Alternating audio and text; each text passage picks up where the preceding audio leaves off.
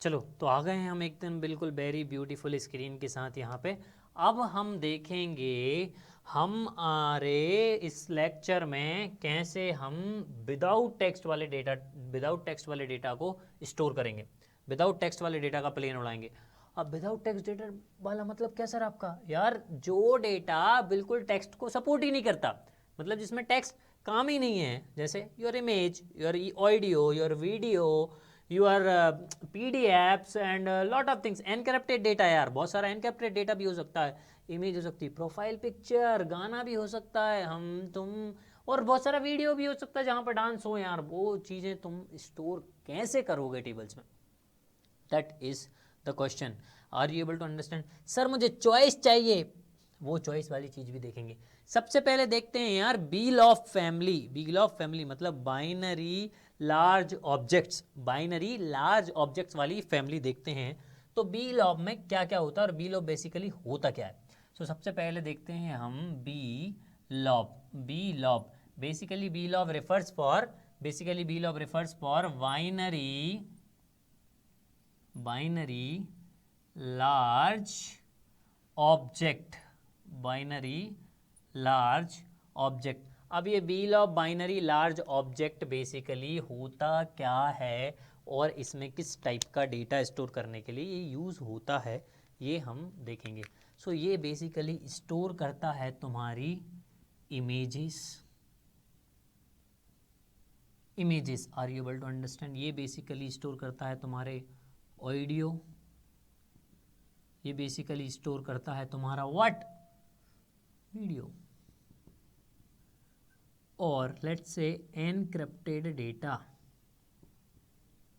Encrypted ENCRYCPTR encrypted data, तुम spelling सही लिख लेना, और एग्जेक्ट्रा एग्जेक्ट्रा। इस टाइप का डेटा जो भी स्टोर करने के काम आता है, that we called it as VLOP, binary large object, binary large object.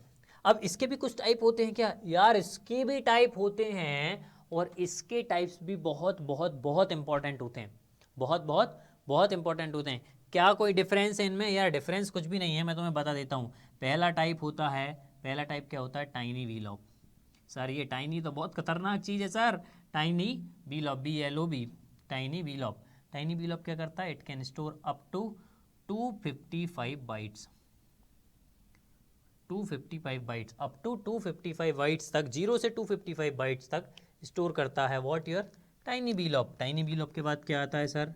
Tiny VLOP के बाद आता है स्मॉल VLOP, स्मॉल VLOP। वही तुम्हारा 0 to 65,535 बाइट्स, ये भी bytes. Are you able to understand? इनमें सिर्फ साइज का ही डिफरेंस है, इनमें और कोई डिफरेंस नहीं है। ये आ जाता है मीडियम VLOP, मीडियम VLOP। ये कितने तक? ये होता है 16 MB तक की फाइल स्टोर करने के काम में। और लास्ट में आ जाता है तुम्हारा लार्ज VLOP, लार्ज VLOP। ये आता है तुम्हारा 4 GB तक की फाइल को स्टोर करने के काम में। Are you able to understand? तो ये इनकी साइज़ है, इनमें और कुछ डिफरेंस नहीं है। ये इमेजेस, ऑडियोज़, वीडियोज़ और एनक्रिप्टेड डेटा को और बेसिकली जो भी नॉन टेक्स्ट डेटा है उसको सपोर्ट करते हैं all VLOP, binary large object data types, binary large object data types. Are you able to understand? तो ये होते हैं VLOP। क्या होते हैं ये? VLOP। ठीक है, ये VLOP हमने समझ लिया। अब इसके बाद मैं तुम्हें एक और जादू बताता हूँ, इसके बाद एक और जादू बताता हूँ। एक टाइप का और डेटा टाइप मैं तुम्हें बताता हूँ जिसको हम बोलते हैं enum। enum बहुत ही इंपॉर्टेंट डेटा टाइप है यार। सर इंपॉर्टेंट कैसे?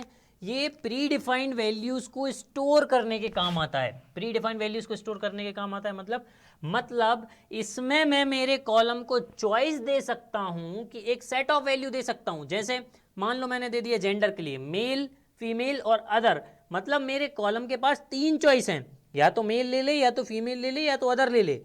उस सेट में से ये कोई एक वैल्यू उस कॉलम में जा सकती है। उसके अलावा अगर मैं कोई दूसरी वैल्यू स्टोर करने की कोशिश करूं तो ये बाय डिफॉल्ट नल उसमें डाल देता है।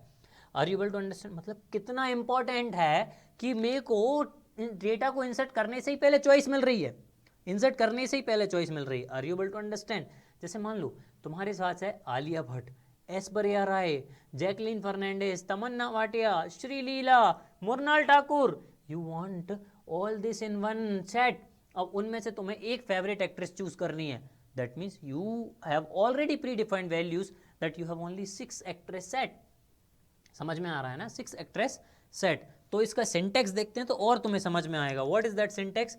जब मैं सिंटेक्स की तुम्हें बात करूं तो इसको लिखा जाएगा enum और ब्रैकेट में you can give here choice, you can give here choice. ये बेसिकली स्ट्रिंग टाइप का डेटा टाइप ही होता है, मतलब स्ट्रिंग को सपोर्ट करता है बट स्ट्रिंग से और ज़्यादा सेफ होता है, स्ट्रिंग को ही सपोर्ट करता है बेसिकली। जैसे मैं यहाँ पे लिख लो, जेंडर ले लेते हैं यार, मेल, ठीक है, यहाँ ले लेते हैं फीमेल, ठीक है, यहाँ ले लेते हैं फीमेल, और यहाँ मैं दे देता हूँ others. Are you able to understand? ये मैंने दे दी अदर। तो अब जिस भी कॉलम में मैं इस डेटा टाइप को असाइन करूंगा उस कॉलम के पास सिर्फ ये 3 वैल्यू ही स्टोर करने की चॉइस होगी।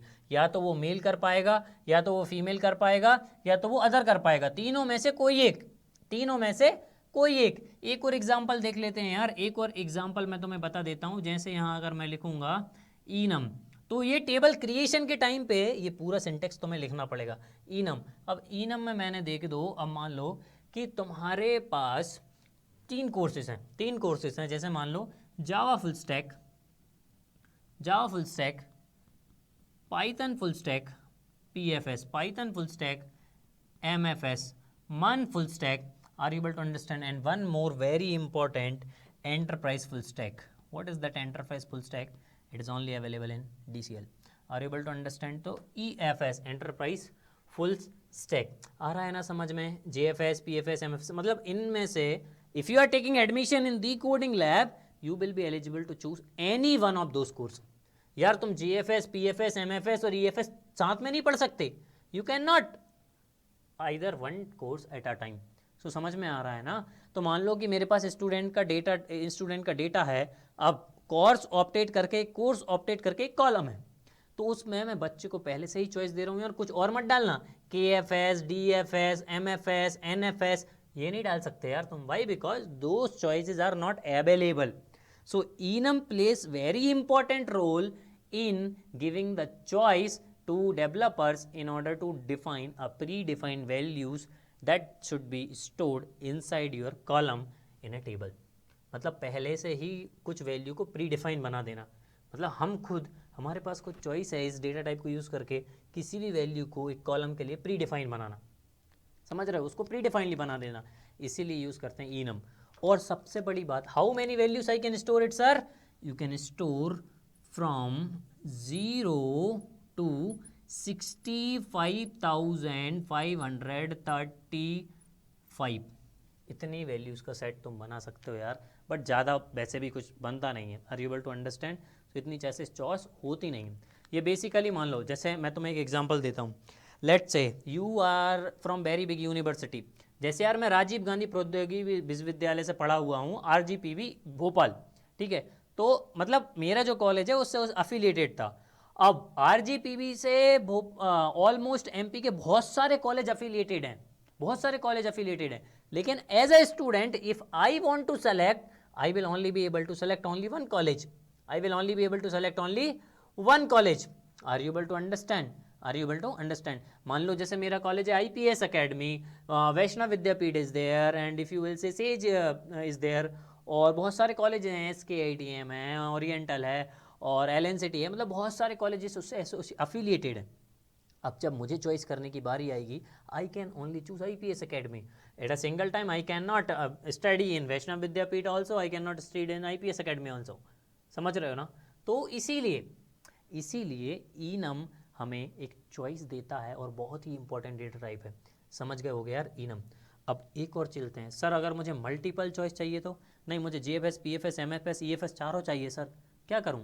मतलब कुछ ऐसा टाइप का डेटा भी होता है सर। मान लो मुझे हॉबीज़ है, मेरी हॉबीज़, अब मेरी हॉबीज़ क्रिकेट भी है, मेरी हॉबीज़ बैडमिंटन भी है सर, मेरी हॉबीज़ म्यूज़िक भी है, मेरी हॉबीज़ डांसिंग भी है, मेरी हॉबीज़ रीडिंग बुक भी है, मेरी हॉबीज़ डेटिंग भी है, मेरी हॉबीज़ मीटिंग भी है सर, सब है मेरी हॉबीज़। मैं कैसे करूं?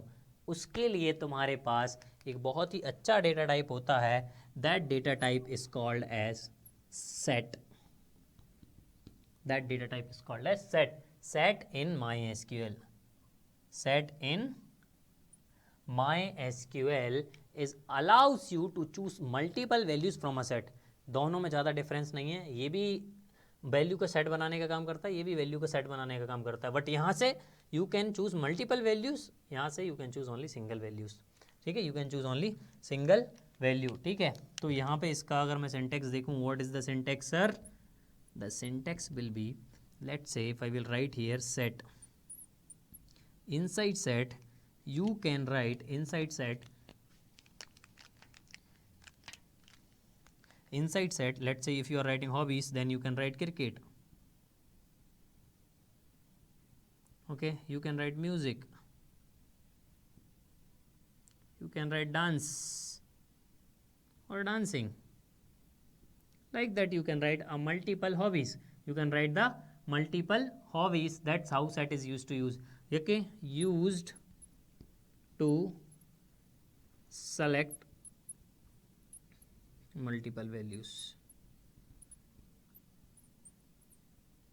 Not used, I can say used is not a good word. Allows to select multiple values for a column. Are you able to understand? और enum allows only single value to select from the predefined.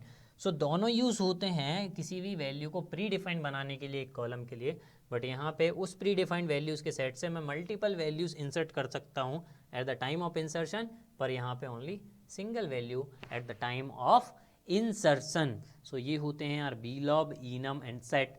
बहुत ही important data types होते हैं SQL में.